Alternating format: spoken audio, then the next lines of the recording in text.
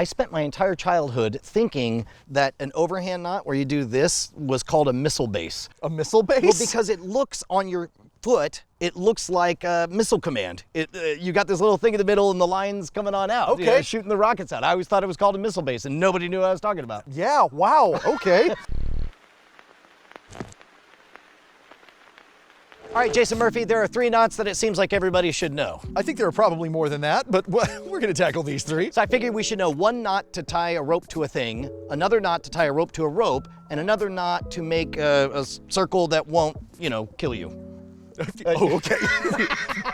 That's not saying much, is it? I mean, How to make ropes that won't kill you. A circle, a loop that will stay a loop without tightening or anything. Yeah, That's well, what I'm saying. You had a story about just such a loop. Okay, so back in high school, my best friend was an Eagle Scout, and he told me about being at camp, and they're doing a giant tug of war, and they realized, oh wait, if we had somebody who could actually get inside a big bowline knot, that's one of those loops that doesn't get tighter, he could be an anchor and pull back, He right? could have it around him and it doesn't cinch around his waist and stuff like that. Yeah. They do that, they start winning. The other side is like, hey, what are they doing?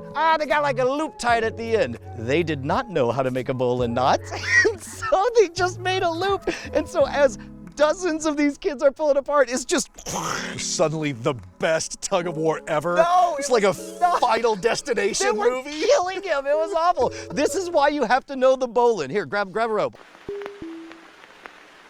You're gonna make a loop. Now here's the thing. If you just do this, you're gonna see that it doesn't make a loop because of a synthetic rope. So as I'm rolling this around, I'm also rolling in my hands, kind of twisting it.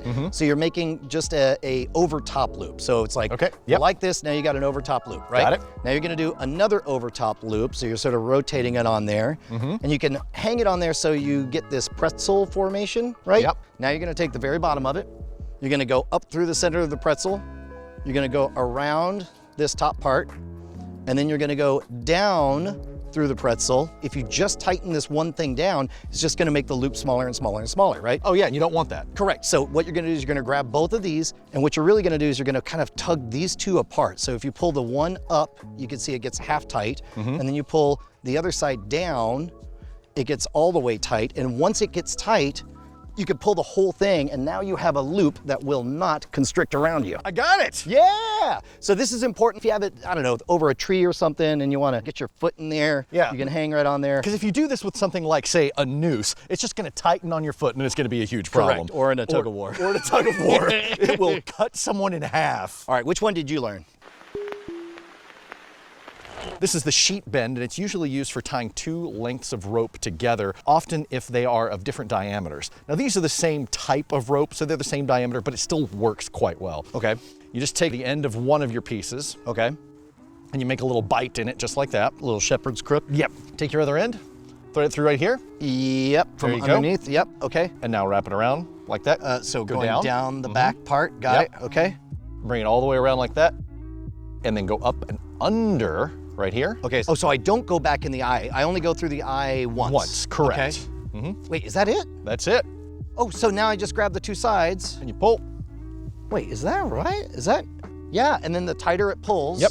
the more solid it becomes. And that Well, that is was a sheet bend. easy. Super easy. Sheet bend? All right, so we got a loop that doesn't constrict. We link 2 knots together, and I guess the third is The buntline hitch. the buntline hitch. Theoretically, I learned this one, but I don't know. So this is if you want to tie it around a branch or something. So imagine you got the tight end and the loosey end. Loosey end goes around, then up through the eye, and then you're gonna just tuck it in before that gets tight and pull it down just like so. Now it will pull tight, but as you pull it down, it'll get totally solid. Now you can dangle whatever you want from a tree. Shark goes into the hole, shark comes out of the hole. Jaws? Oh, You know no. Jaws when they're, okay. Can I confess I've never seen all of Jaws? Oh. That might have been one of the easiest modern rogues we've ever done. You always say, this should be really quick and easy. And then it takes all day. We just learned knots and then they worked. But now in the comments, everyone's just like, that's not a bowline. I know, This is a bowline. Yeah, I'm just happy none of us ended up like losing a limb because of loss of circulation. I'm just happy I get to forget them now because I know I can find them on YouTube. It'll all be gone. You want to learn a magic trick? Let's do it. Wait. We're in the woods. Brian's got rope. It says, you want to learn a magic trick? See, no, I spent like my first 5 years in magic running sound for a magician who did a stage illusion show for kids and charities. You know about this? I didn't. Yeah, I haven't thought about this routine in a decade. I'm gonna see if I can remember it. I'm gonna try to perform the script as I remember him saying it. So pretend you're children. Okay. What do kids do? How do kids act? They just wiggle and ask to go pee. I have to pee. You know, when I was a kid, my mom, she said, Brian, she called me that because that's my name. She said, you need to learn how to tie your shoes, dude. They called me dude. They call me Magic Dude now, MD for short. Makes them feel better with their friends at the club. And the way I learned to tie my shoes is by doing it over and over and over and over and over and over and over and over and over and over and over and over again. Because when you do something over and over and over and over and over and over and over again, you get good at it because you've done it a lot. I got good at tying my shoes. You want to see how fast I can do it? Yeah. All right, ready? Watch. Watch. Watch. It's not much, but that makes it tax deductible. My accountant loves that joke. Ready? 1, 2, 3. Pretty fast, right? Yep. But you know what I hate is when one shoelace goes through one loop and the other shoelace goes through the other loop, and it gets pulled tighter and tighter and tighter and tighter and tighter till you end up with a great big old ball of yucky mess. That's what I call it because I don't like the expression not. But I figured out a way to get rid of great big old balls of yucky mess. Hold out your hand palm up like that. Here you go, close your hand right on top, nice and tight.